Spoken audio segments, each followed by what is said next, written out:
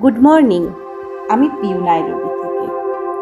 আজকে সকালটা সানডের সকাল, আকাশটা মেঘলা, অনেক কথাই মনে পড়ছে।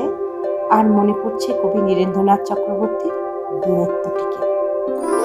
নতুন করে যখন আর কেউ কাছে আসে না এবং কাছের মানুষরা যখন ক্রমেই আরো দূরে চলে যায়, তখনই বুঝে নিতে হয় যে বুড়ো বয়সের দিনগুলো এবার শুরু হয়েছে। সবাই কিছু না কিছু উত্তাপ চায়, অথচ পার্থক্যের কোনো উত্তাপ নেই। বুড়োরাও তাই বুড়োদের বিশেষ পছন্দ করে না।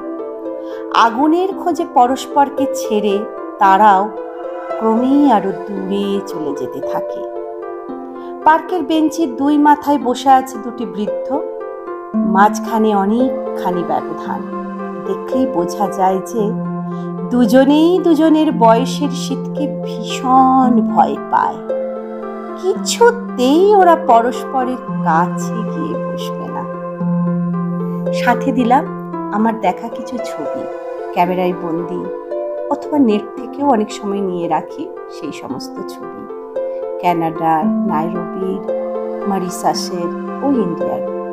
সবাই ভালো থাকবেন, আবার দেখা হবে। টাটা।